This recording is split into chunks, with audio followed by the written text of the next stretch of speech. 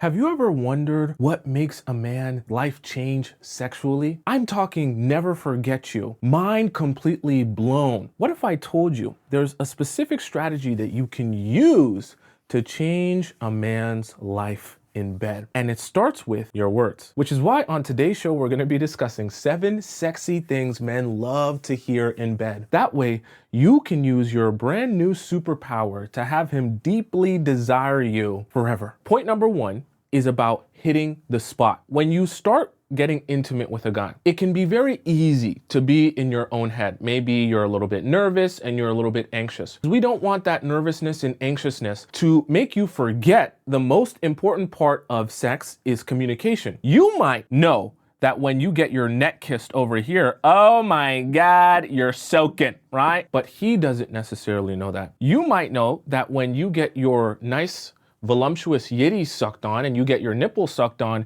you're very turned on, but he doesn't know that, okay? Each one of you as women will have your own zones that are things for you that really get you going. They're essentially one of your spots. So what you have to recognize is what your spots are, number 1. And then when he is actually hitting one of those spots, you need to communicate the fact that this is a spot and he's getting to it. So what does that actually look like? Let's say he starts sucking on your nipples and you're like, oh my God, I love when you suck on my nipples. That's right there. It's the perfect motion. Oh my God, that's so good. And you're reinforcing the idea that this is the spot. And what I also want you to be thinking about is in the future, because remember, part of sex is also learning each other.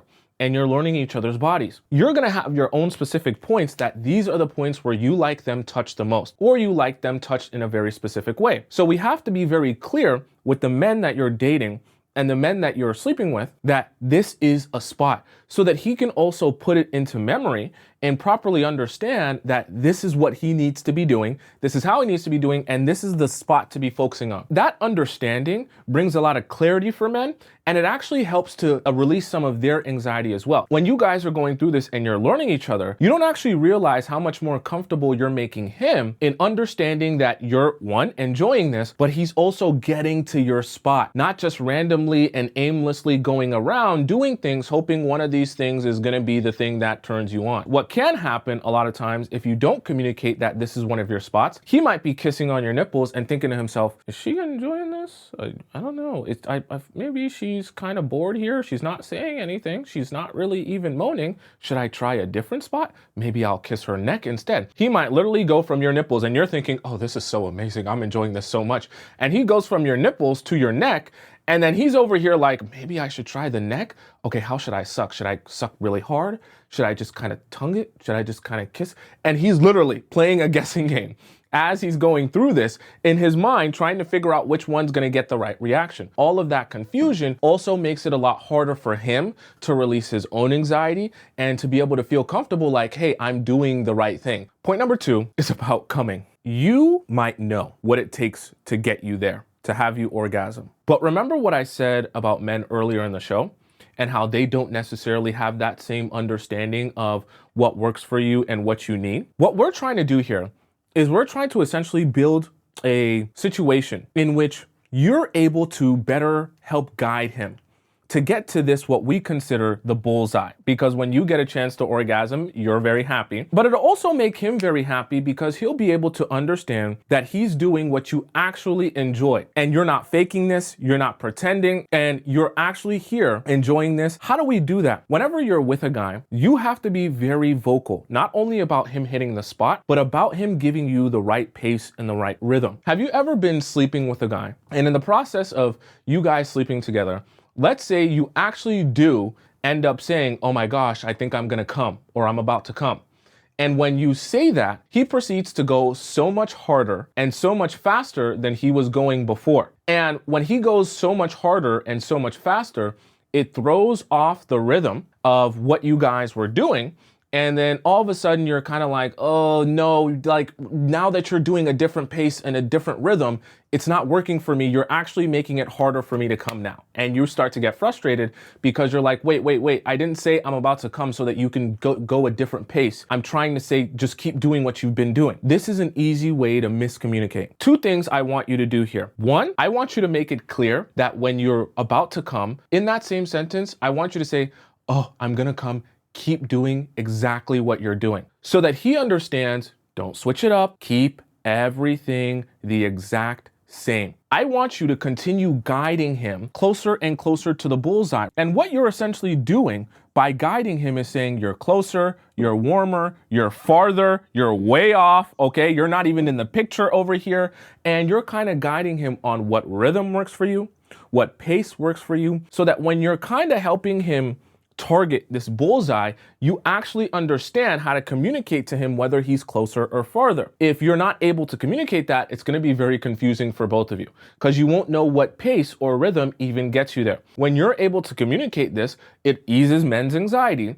It also helps them understand and know for sure that you're enjoying this, which actually turns them on a lot more. You'll be surprised how much of a man's attachment or ability to be turned on really comes from his understanding of whether or not you're enjoying this. Because when they understand you're enjoying this and they feel like they're doing a good job, they're able to relax more. One of the number one ways that men will stiff up is not just because of a blood flow problem, it's also because they're very nervous. They're also very anxious. And that anxiety doesn't allow them to relax and get comfortable enough to start getting turned on themselves. So you're doing something for him, that's also doing something for you, and everyone wins. Point number 3 is affirmations. Affirmations is not just for when you guys are casually sitting down on a dinner date. Affirmations during sex can be really, really powerful because you can reinforce ideas that were existing or are existing outside of the bedroom in your relationship, but actually makes this experience a lot hotter. Outside of the bedroom, you might not realize it, but you're also making love and having sex in a way. You're just not actually having intercourse because all of these different types of things outside of the bedroom in your regular relationship will affect your ability to get here and actually enjoy it. So what I want you to do is I want you to bring some of those things that are existing outside of the bedroom into the bedroom and kind of solidify all of these ideas together and make them one. What does that actually look like? So let's say you and a guy are out on a date. You're wearing this beautiful outfit that he loves. He thinks you look so good in this nice, tight, black dress. He's feeling on you. You guys are making out a little bit. You guys are having a nice dinner date. Both of you are turned on. There's a little bit of dirty talk going on. You guys are flirting. There's some tension. He's treating you well, so it's turning you on. What I want you to do is I want you to take everything you're feeling or thinking from outside of the bedroom, and I actually want you to talk about it in the bedroom. So what does that look like?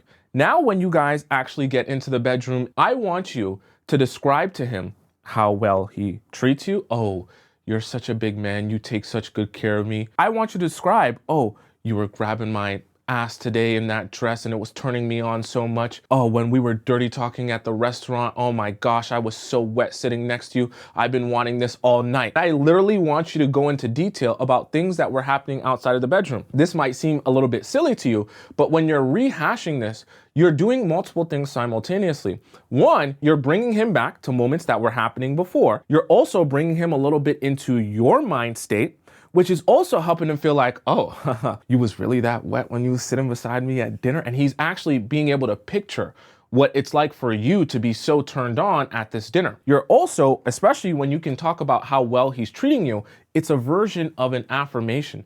Oh, daddy, you're taking such good care of me. This is such a powerful place to affirm him. And I know you might think, is that gonna turn him on? It will. It will turn him on mentally, emotionally, and spiritually, because now is the best time for him to feel like the man. So when you can affirm that he really is the man in every way that he takes care of you, whether it be financially, physically, emotionally, all of that good stuff, and you can point that out and direct his mind to that while you guys are intimate with each other, oh, so powerful. Point number 4 is release the seed. Whenever you can have a desire for him to orgasm, and especially when you can verbalize that, it actually builds a lot of excitement in men. Imagine the sperm is here and In order for them to actually output, they need a little bit of motivation, which is where you come in. You're like a wave. You're a wave of motivation here. And your motivation helps to push this sperm out of him and out onto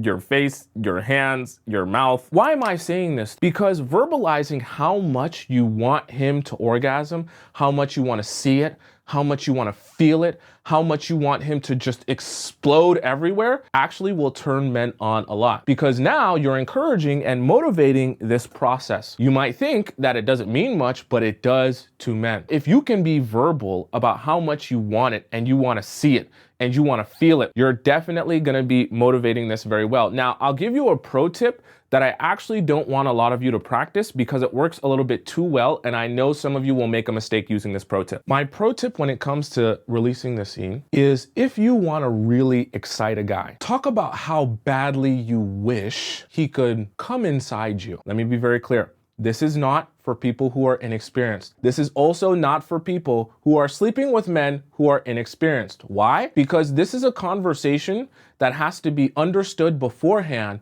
where there are certain things that I will say or you will say in the process of us sleeping together that we don't actually mean, but it would be hot to fantasize the idea of doing it. What we want is we want to create a scenario in which, like I described here, you're helping to motivate this process. You're really going to turn him on when he feels like you want this really badly and you really want to see him or feel him orgasm. Something that might seem very small and insignificant, you're like, well, he was going to bust a nut anyways. Why am I encouraging it? When you encourage it, it makes him also feel like you want it.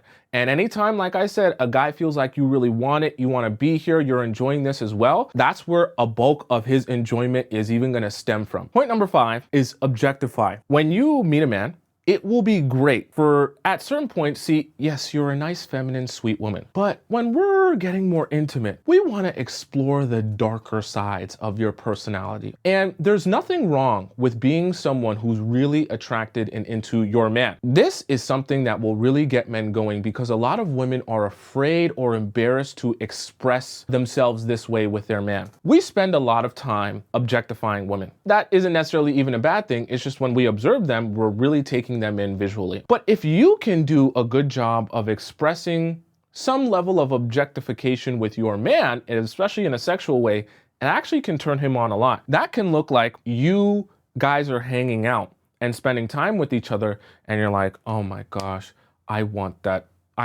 D. I've been thinking about that all day. I need that in me. Shut your mouth, don't talk to me, and penetrate me. Whatever your thing is, and this doesn't just have to apply to his D. Let's say, hypothetically, you're really into his hands, and you're like, oh my gosh, I want to suck on your finger. You can objectify him that way. These are the type of things, they might make you be like, oh, Tomisin, that's a little bit assertive.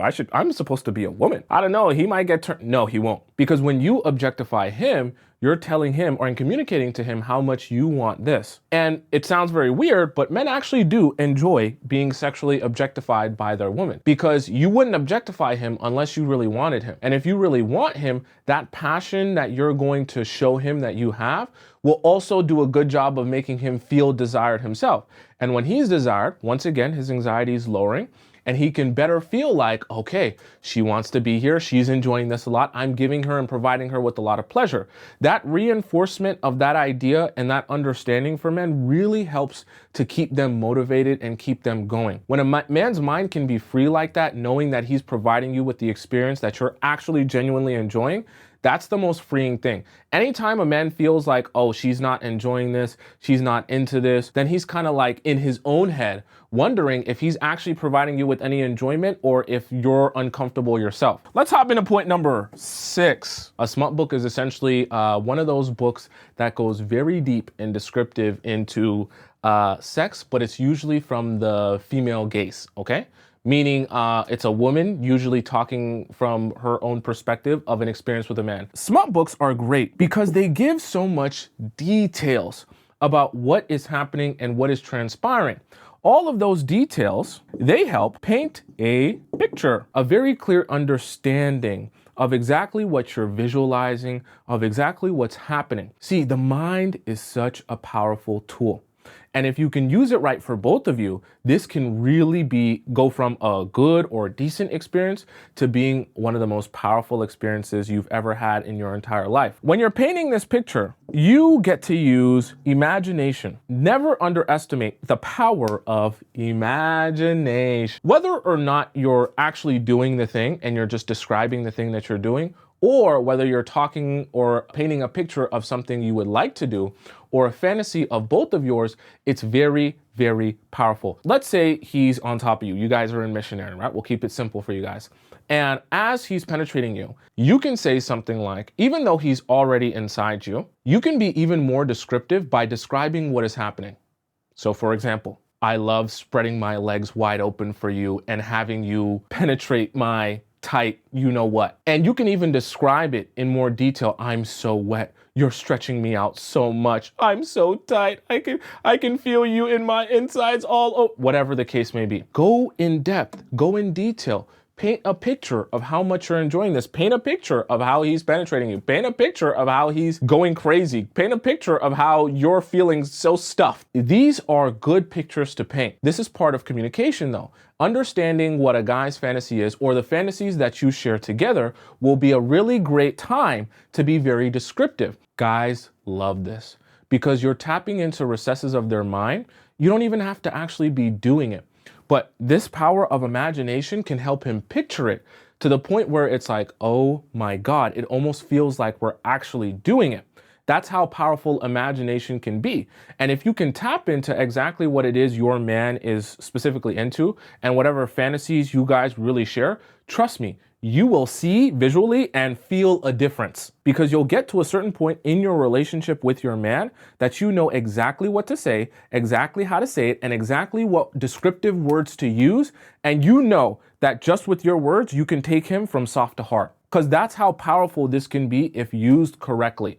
And understanding how to use your words, how to describe, and what you should be describing. Point number 7 is about begging. The begging that I'm referring to is the begging of him to give you what you need so badly. It might feel a little bit like you're playing a little bit of a role, but trust me, you will do something for him that is very powerful. If you can beg him, for example, by saying, oh, I can't help myself. I really need you to put it inside me. Let's say for the sake of example, he's eating you out, right?